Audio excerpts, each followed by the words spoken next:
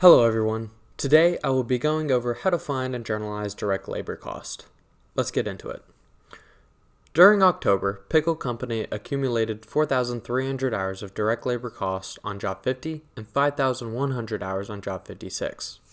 The total direct labor was incurred at a rate of $21 per direct labor hour for job 50 and $18.50 per direct labor hour for job 56.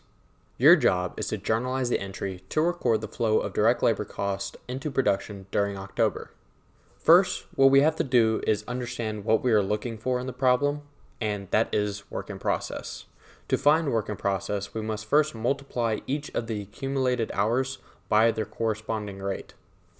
So, for job 50, that would be 4,300 hours times $21 per hour, which comes out to a total of $90,300 for job 50.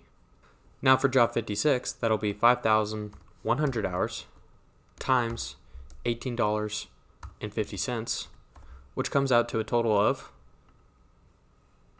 $94,350 in direct labor cost for job 56. Now, to find the total direct labor cost or total work in process, all we have to do is to add the direct labor cost for job 50 and 56 together.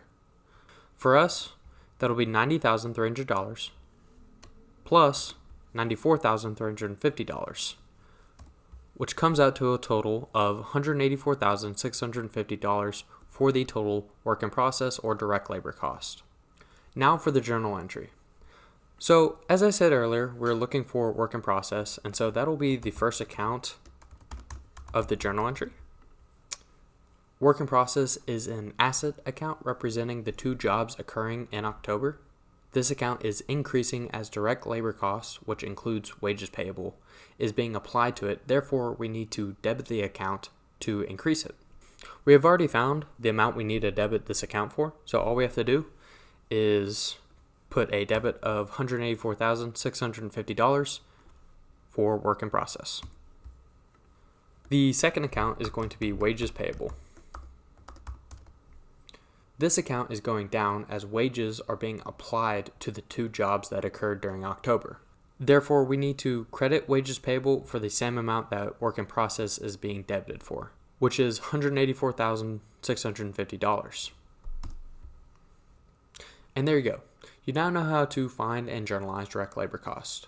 Feel free to use this video if you ever need a refresher on the concept. Some problems will combine direct labor cost and factory overhead as they are two very related concepts, and in real life they often go hand in hand. So when that happens, it'll make the problem a little bit more complicated, but if you follow the steps that I did in this video and in the factory overhead video, you should be fine.